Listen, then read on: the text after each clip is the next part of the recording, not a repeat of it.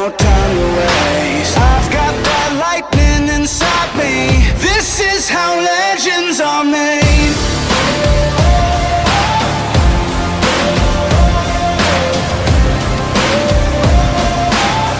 This is how legends are made.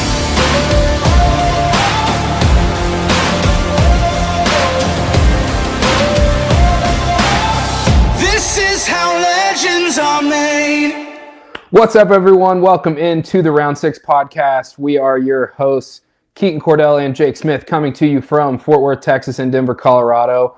What a week last week for the UFC. UFC 278 from Salt Lake City was just by all accounts a crazy card. I really enjoyed watching every single fight, every single second.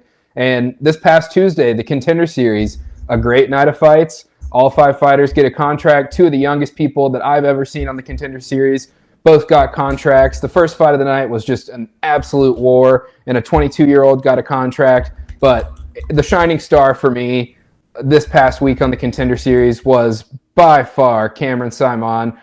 Saaiman, 21 years old, out of South Africa, came into the night at 5-1, fighting a guy with 22 professional fights, and he found a way to get a win. The adversity that kid saw and faced in his fight was almost insurmountable, you would think, for a 21-year-old, and he pulls it out, gets the fight, gets the finish, and gets a contract, and now Cameron Saaiman is the youngest male fighter on the UFC roster at 21 years old. It was just absolutely crazy to see. You love to see it. It's great for the sport. I love that the sport's kind of turning towards younger fighters. I think that's really cool for the upcoming generation of fighters, but I don't see why we need to waste any more time here. Let's get into it. UFC 278.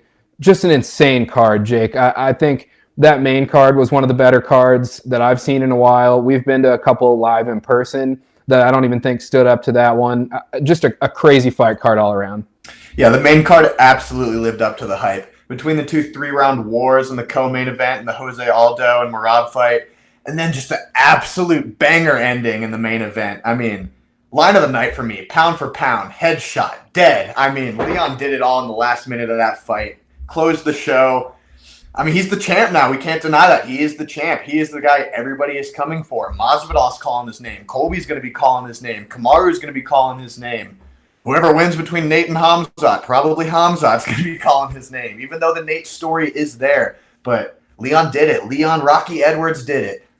Yeah, and it's one of those things that kind of like when Tai Tuivasa beat Derek Lewis. I think Chael Sonnen said it the next day when he was doing his show. I wasn't prepared then to say that Tai Tuivasa was now the number 3 heavyweight in the world, and I was not prepared at the end of Saturday night to say that Leon Edwards was the champion of the welterweight division, especially the way that fight was going. Like, it was with the exception of round 1, Usman was pitching a shutout. Like, he did everything he had to do. He did exactly what we thought he was going to do, and then Leon Edwards just sets up just a crazy head kick. And it's a technique that we're seeing a lot nowadays come up, and I think that really proved to be the difference maker. Obviously, you got a knockout, but you see the thrill on one side, the agony on the other, and it was just, I mean, it's crazy. I literally brought me out of my seat and took me like 10 minutes to pick my jaw up off the floor after he landed that head kick. I mean, I don't think Leon even expected that to happen. That the corner work going into round 5, I've seen a lot of people give a lot of shit on that corner work. The guy he's not giving any technical anything for Leon. He's yelling at Leon what I think Leon needed to hear at the time. He needed to pull his head out of his ass, and he needed to fight. He needed to do something. There was no decision that was going to happen at this point. He needed the knockout or nothing. He was clearly running to a decision at that point, and then he pulls out.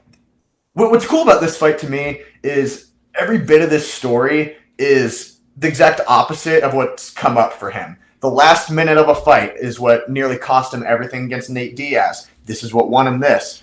That same exact technique, what you were just mentioning, is exactly what cost him against Bilal. The feint the right, throw the jab out all the way and trace it with the left high. That jab is what poked Bilal in the eye. And now he does the exact same technique, and this is what gets him the win. It's just an amazing story for Leon, in my opinion. I don't think anybody saw it coming. Yeah, and now he's the second ever UFC champion to come out of England. I mean, realistically, he's the first. Mike Bisping, he moved to California for his training camps. Leon is the only person to stay in England, and it's a great time as well because this year has been all about England, in my opinion, for the UFC. The best 2 cards of the year weren't even pay-per-views. They were both UFC fight nights in London. And now we've got a champ coming out of London. I think they're ready to actually do a stadium show instead. Like, let's fill up Wembley. Let's fill up somewhere over there. But we can bring everybody. Wembley would be Patty, unreal. we've got Molly. We've got Aspinall if he comes back in time. We've got now a champion. Darren Till can get on the card if he ever makes it back. I mean, London's popping off. It's getting wild out there. I would go out for a fight. Oh my! Tell me about it. Yeah, Wembley would be insane. Dana obviously said that he was a little bit hesitant to do an outdoor fight, but they did it at Marvel Stadium in Sydney for the Rob Whittaker and Adesanya fight, wild. the first one, and it was insane. That was the most fans ever in attendance at a UFC event in the history of the UFC. So I don't see why Wembley would be any different. But I kind of want to take a second to talk about the technique. You kind of got into it a little bit. That won Leon Edwards the title, but it's a technique that we're starting to see a little bit more prevalent, and it seems like it just always works, right? So you feint the jab, throw the cross out there to give him something to look at, or throw a left or right straight, feint the jab just to give him something to look at, move the head off to the side, and then trace it with a high kick. Yeah, it's that tracer, the tracer high kick when you're fighting somebody with a boxing heavy style. So you saw it last week against Dominic Cruz with Cheeto. Dominic's got so much boxing heavy head movement that Cheeto just throws that tracer or throws that jab, gets the head offline, follows it up with a tracer, got him there. We see it with Robert Whittaker all the time. That's one of his 1-2, throw that right high after the 2. We see it with TJ Dillashaw. He's done it several times. It's just a technique. When you're fighting somebody that's so boxing heavy, when you see that every punch they're going to throw, they're either going to parry it or they're going to slip it. If you can get that parry off the first, they're going to slip the second one. So exactly what Leon did, throws that first really fake, like he barely put that right out there. Got the feint, threw the left all the way out, which you see right there. It's right in front of his face. And then bang, tracer high. And it's going to connect every time when they put that head offline. No one sees it coming. Yeah, and it's also a technique that we've seen used in the past. I think one of the most impactful circumstances that I've seen this technique utilized was when Paulo Costa fought Israel Adesanya for the middleweight title a couple years ago. Izzy threw the exact same combination, and Paulo just ate the head kick, but it's one of those things that, like, almost no one's going to eat that head kick, right? Paulo Costa is just an absolute savage, but good transition as well into that fight, because talk about a savage. My God. No kidding. How does he like what you just said, he ate that shot from Adesanya. How did he eat some of those shots from Rockhold? When Rockhold was sitting there, it was either round 2 or 3, I think it was round 3, hands on his knees against the cage, Paolo's walking him down, and Rockhold just unloads a left hook on him, and Paolo just ate it. Like, just ate it and kept. I don't know how he ate that personally. A 185er who's moved up to 205 before. Rockhold has power, and Paolo just ate that and kept coming. Yeah, it was crazy to see. I think the moment of the fight, that fight in particular for me, was Rockhold's pressed back up against the cage. Seems like he's just down and out, not going to do anything.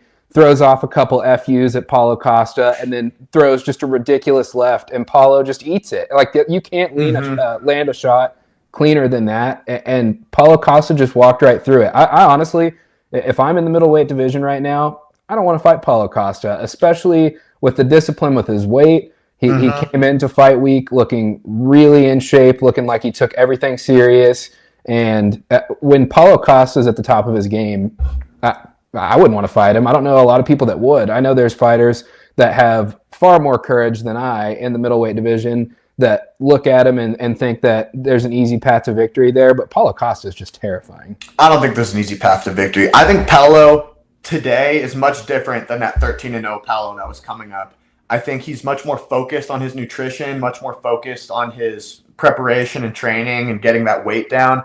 And I think this is very similar to something Khabib said back in the day. People ask him, like, your weight cuts are awful. Like, why don't you move up to 170? And he said, there's something about making the weight, like making 155. And I believe there's something about Paulo getting down to 185 requires a certain amount of dedication, requires a certain amount of pure focus and effort on making that weight, and everything in the camp must be dialed in. I think it is his perfect performance weight. Like, he might be huge. He might easily be able to compete with all the 205ers, but I don't think he's going to be in the shape that he gets himself into to make 185 and be able to compete the way he just did this last weekend at 205. This was a unbelievable performance in my opinion. And I think if he can make his way back up, there's something scary to happen. Yeah, well, and I that think division right now as well is it's wide ridiculous. open. No, like everybody on the come up right now. So if Izzy gets past Pereira, everyone on the come up right now, he's already beaten. Yeah. Well, if he hasn't already beaten them, they're not really on the come up. We got Sean Strickland sorta on the come up. That's about it in the top 6, other than Pereira, that he hasn't beat already.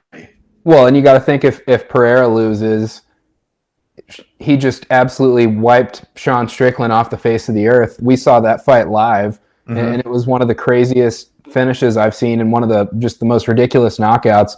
And what it is, and it's kind of like, I would almost equate this to people fighting like an Islam or even a Habib a little bit, in that you know what he's going to come in and do. You know exactly what he's looking for, but can you stop it, right? Like we saw that with Dan Hooker and Islam. Dan Hooker knew exactly what Islam was going to come in and do. He knew exactly what he had to defend, and you can't stop it, right? So the same thing with Pereira. He's going to come in and he's going to look up. He's going to look to set up that left hook, and as soon as he finds it, you're done. And there's no ifs, ands, or buts about it. And I mean, the middleweight division is just an interesting layout right now. Honestly. And who knows more about being done from that left hook other than the champ? Yeah. Seen it twice. No kidding. And it's knocked him out twice. Even though, give credit where credit's due, he was winning both of those fights. And so was Kamaru this last weekend. Yeah. Okay. Fair point. Yeah, no doubt. But that division is just ridiculous right now. But let's move into the Bantamweight division. I think this is another division that's just absolutely stacked right now. It very well might be the most stacked up division that the UFC's got right now. And Jose Aldo versus Merab, it was a good fight. I kind of expected a little bit more out of Merab. But the one thing that you know, like no matter what, that Merab's going to bring to the table is just constant pressure. It's almost like you can't do anything to slow him down. If you're trying to get some separation from him to give yourself a little bit of a breather, he's going to be walking you down, and he's right in your face the whole time. The Machine is the perfect nickname for him. Yeah, there's one thing you can expect, and it's a gas tank. He's not going to stop. He will not stop unless you put him out. And we saw that against Marlon Moraes. Moraes almost put him out. I thought he put him out. And Merab just kept coming. And he's talked about how he didn't even know he was hurt. Like, that's how you know that man is a machine. He had no idea he was even hurt until he watched the fight afterwards. Like, Merab's just something different. And you can say we expected a lot more out of Merab. I also say Jose Aldo's takedown defense was way more on par than anybody expected it to be. Dana didn't really like Merab's performance that much. It definitely was not enough to catapult him into a title shot in that division. I would absolutely still put Cheeto's style points way higher than what Merab just did against Aldo. But like you said, the division right now is fully stacked up. You got the champ booked up against number 2 coming up soon. Number 1 against 13 Suga and Yan coming up soon. Really, the only open fights, the top 10 basically, are Merab and Cheeto, and I don't want to see that fight. I think Cheeto has maybe earned enough to wait it out and see what happens with Dillashaw and Aljo, at least for the time being, before taking a fight against Merab. But yeah, no doubt. I could see Merab waiting out for a pretty hefty wrestler who seems to be making his way back to bantamweight. However, what do you think about Triple C maybe making a comeback? I want to see Triple C make a comeback so bad. He's the cringe king. Like, sometimes you see him post stuff and you're just like, how do you have fans? Like, he just like makes you wonder how he has a following. But I love it too. The only fighters that can get away with that though are fighters that can back it up. Like, you can be a dumbass in your personal life and on social media, but if you get into the octagon and you turn it on and you go out there and you give the fans what they want, you give Dana White and the matchmakers what they want. I mean, no one can say anything about what you do outside of the octagon. And I love Triple C. I would love nothing more than to see Triple C come back. You put him in against Merab. If it's Triple C, like if he's talking about it, he's going to call it a tune-up fight. But you got to think when you've been away from the game for 1 year, 2 years, 3 years, however long it's been. That's not a tune-up fight if you've got a guy that's just walking you down the entire fight. So I would love to see it. What do you think, though, if that were a fight to happen? Who's got obviously Triple C's got the Olympic pedigree, but who really does have the wrestling advantage in this? Who has the pressure advantage in Merab versus Triple C?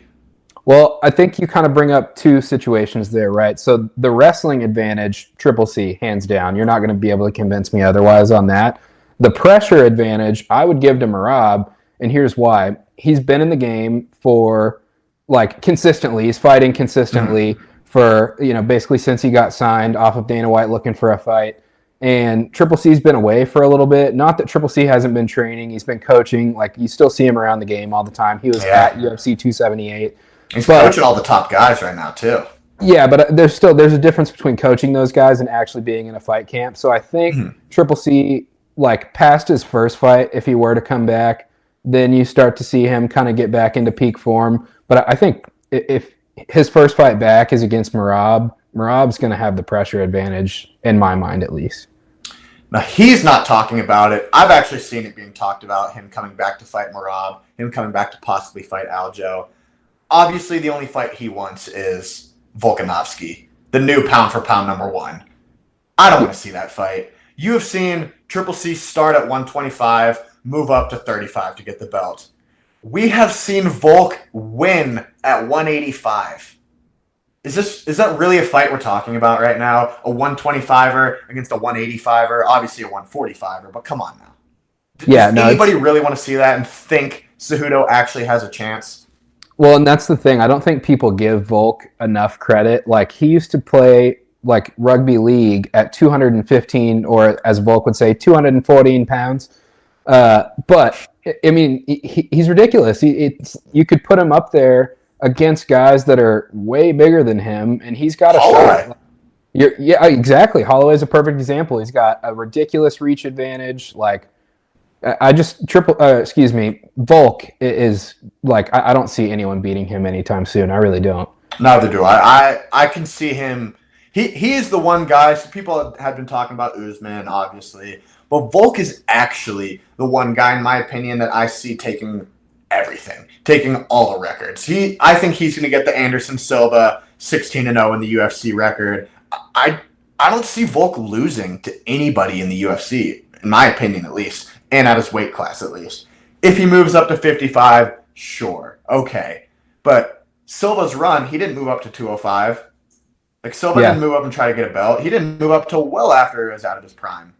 Yeah, no doubt. I just do not see Volk losing. I think Volk has the legitimate chance to be the greatest of all time. Yep. Yeah, I couldn't agree with that more. So moving forward a little bit, I think it's probably in our best interest from our perspective, going to be a good thing to recap our bets here because I've got some stuff that I want to say because as fun as that card was, on paper, our bets didn't turn out great. But I think you still can't be too mad. Yeah, exactly. No kidding. This was not a bettor's friendly card, unless you were just housing dog on dog on dog. Yeah, but you can't be too mad about that. Some of the bets that we lost out on were obviously the Usman by decision at minus 120. I mean, by 50 that was the right pick, right?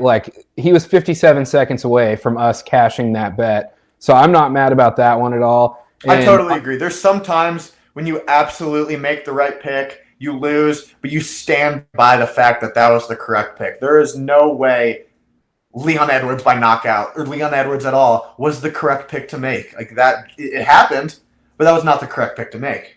Yeah, well, and it's crazy because my friend Jayton texted me right after that fight ended, and he cashed $900 against Usman when Usman lost. He picked Leon Edwards to win in round 5. And that is the most ridiculous bet I've ever heard, but hats off to you, Jayton. That's insane to hear. Yeah, good for him. You love to see it. You love to see it. But another thing that I'm really not mad about at all either is the parlay of the week. We had Usman, we had Alexander Romanov, and we had Sean Woodson. Tough fights there. Obviously, Usman was 57 seconds away from winning. I think Romanov probably could have gotten a stoppage in round 1 against Tabora. It's easy for me to sit here the next week and say he should have pushed harder and stuff, but he had his chances. He just, 10-8 on my scorecard in round one. Also, yeah, I think that at least should have gone to a draw. That was an absolute 10-8 first round. Yeah, no doubt. And then the Saldana-Sean Woodson fight, hats off to Saldana. He looked really good. Sean Woodson didn't look like his chin really held up that well. But I have an interesting stat for you here that refers back to our parlay. So obviously we took Usman, Romanov, and Sean Woodson. If you bet the winning pick in all three of those, right? So you take Leon Edwards at right around plus 300.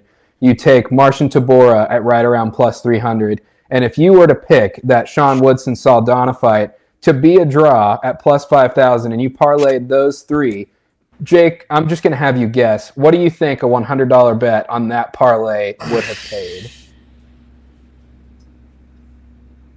I mean, 100's got to win you at least. Oh my God, you got a plus 5,000 right there. So there's $5,000 in the hole. I don't know, $15,000. Yeah, try 81,500. $100 wins you like a down payment on the nicest house anyone's ever seen. Like, it's ridiculous. It's ridiculous. Obviously, no one's going to pick a draw there, but can you imagine putting $100? Meanwhile, we're out $100. Yeah, right, exactly. But can you imagine putting a $100 bet in and you get 81,000? Like, you have to declare that to the IRS. You did so well. Yeah, like, it's ridiculous. So I would love more than anything to declare my bets to the IRS. Yeah, exactly. No kidding. That's me every Vegas trip, right? So obviously the two big picks that we hit on were the Amir Albazi and Francisco Figueiredo under 2.5.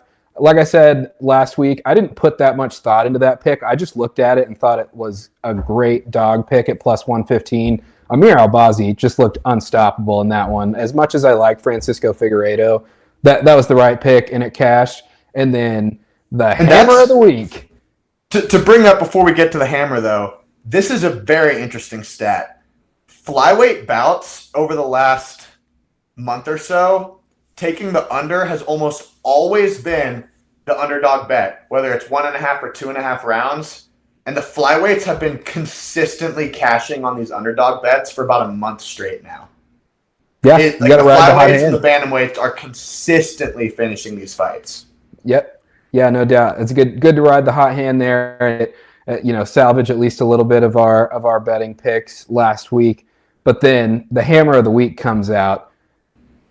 It was the right pick all around. It cashed. It was a great way to start those last three fights for us, and I felt really confident going in to the last two after that. But Merab, we talked about him earlier.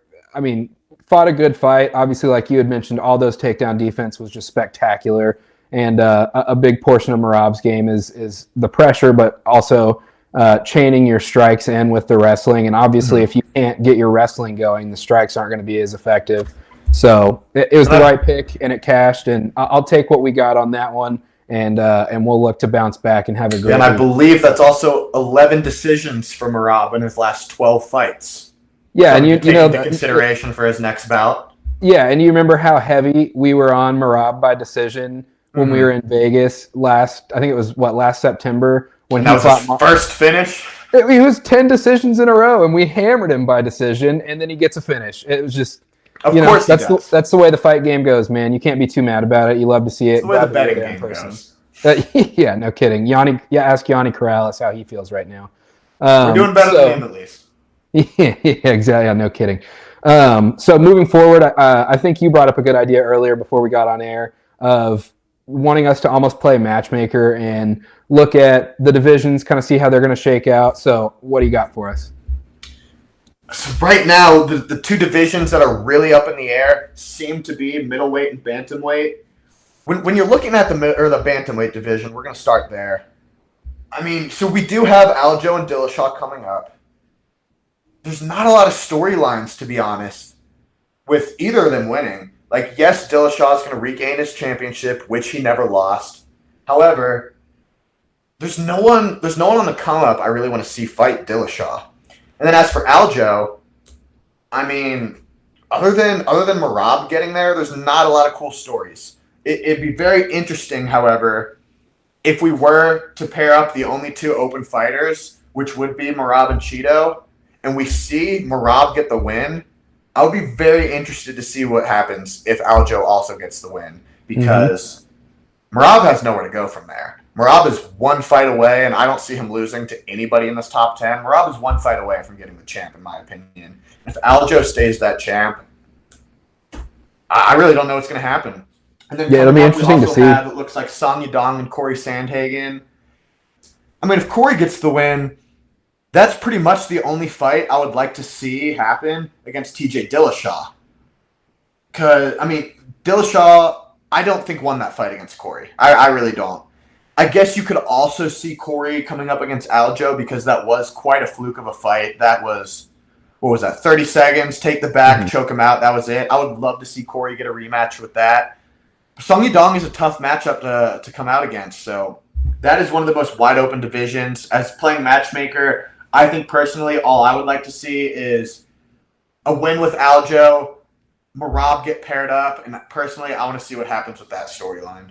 Yeah, I definitely think that you're spot on there. Song Yadong is on just a hell of a run right now. I think he's a pretty scary opponent to go up against. But I also want to get your thoughts about one other division that, I'm super excited about. We saw a couple guys in this division scrap this past Saturday. But what do you think about the middleweight division? So Israel Adesanya is more or less already lapped the division, but depending on how some of these fights that are already booked play out, including Israel's fight with Alex Pereira, if Israel wins, where do you take him from there? And if Alex Pereira wins, do you give Izzy the immediate rematch out of respect that he's held the belt for so many years now? Or do you turn Pereira loose against some of the up-and-comers in the division? So that's actually a very tough question, honestly. You always, in my opinion, always give a dominant champ their shot back. Mm-hmm. But, I mean, if you're looking at real storylines here, real records, Israel's now 0-3 against Pereira if he were to lose here. I don't want to... that's 4 fights now that... I don't want to see that happen again. If we have yet to see Valentina get her chance against Amanda Nunes again, and those were close fights, then why should Israel get another chance against Pereira? However, I don't think that's going to be the outcome. I think Israel is going to be in still. And then when we look at that division, I mean, that division right now is as confusing as can be in terms of who's going to get the next shot. You have Whitaker and Vettori coming up this weekend, or next weekend. Israel's already beat both of them, Whitaker twice. Then you've got the only 2 free people in the entire top 7 are Paulo Costa and Derek Brunson right now. Israel has beat both of them convincingly. Yeah. So maybe that's the fight to make. I know Paulo has said that if he does not get the winner of Vettori and Whitaker, that he wants Blonde Brunson. But like I'm saying, the winner of Vettori and Whitaker, the winner of Paulo Brunson, they fight. We still have a matchup where Izzy has already beat all of these guys in the top 5, top 6. We need some of these other guys to make their way up. We need Darren Till to get on a winning streak sitting at number 9. We need Andre Muniz or Dricus Duplessis to come up. Maybe some of these up-and-comers can do it, but, I mean, they've got a ways to go. Brad Tavares, Chris Curtis. They keep going up and sliding back down. Going up a little, coming back down. Yeah, and you got to think if, I know Izzy loves to be active. This would be the fight card in November at Madison Square Garden will be his 3rd time fighting this year. And I love, fighters being active in general, but especially champions that want to be active. But I feel like if Izzy wins this upcoming fight against Pereira, you almost have to just take your time, relax, maybe not fight until an international fight week or something in the summer in 2023, because you have to let the division kind of shake itself out and figure out who ends up where and who deserves those title shots. But as I'm a huge Izzy fan, I'm sure I'm going to make some enemies of our podcast here in saying this. Love Izzy, always will. I wouldn't mind seeing Pereira get a win here and see what that does to the division. But this is a win-win fight for me. Yeah, no matter who wins this fight, I'm super happy about it. And I think the middleweight division is just on fire, as it always has been. Do you think Israel ever tries to go back up? Oh yeah, no doubt. I think especially how do you see him against somebody like Yuri Prohaska, two strikers getting to go at it, so he doesn't have to be wrestled by a Jan Blachowicz again. Yeah, the Yuri versus Izzy would just be a wild fight. I mean, that would be insane. But I think Dana's always said that Izzy has just some crazy plans. And kind of what I feel like he's alluding to there is Izzy gets to the point where he moves up to 205, gets the belt there, has some time at 205, maybe defends it once or twice, and then finishes his career moving up to heavyweight and having 3 belts. Or whether they're held at the same time or at different points in his career, and he has to relinquish one of the belts in order to move up. I mean, can you imagine the first fighter ever to have the belt at the 3 heaviest weight divisions? I mean, that would be insane. So do you think he's going to pull like a John Jones and just take off a year and just eat and lift? Yeah, I wouldn't put it past him at all. And like a year ago, him and John Jones kind of were squawking a little bit. Raider Stadium. Yeah. So I think there's any number of possibilities that happen, but obviously it all depends on how these fights the rest of this year shake out, and I'm super excited to see what happens. But I think no matter how you put it, we're, as UFC fans, in for just a hell of an end to 2022. I'm super excited to see every single card the rest of the way out. I completely agree. This last quarter of the year, these last several weeks, they've been announcing fight after fight after fight. The year is going to end on an absolute banger, and I'm just so excited to see what happens. Yeah, I am too. So I think that about does it for us this week, guys. Make sure you tune in every single Friday for the new podcast episodes coming out. We'll be back at you next Friday before UFC Fight Night, Tuivasa versus Gane, coming to you from Paris, France. We're going to have all of our bets. It's going to be a normal fight week podcast. Make sure you follow us on Instagram at Round6Pod. We're going to be posting picks. We're going to be posting analysis from different fights on the card, and I'm super excited for next week. I think it's going to be just a wild card and a historic trip to Paris, France for the UFC. So I'm super excited about it. Jake, you have anything else you want to say? No, I think that just about wraps it up for this. All right. Well, tune in next week. Follow us on Instagram, and until then, y'all have a good one.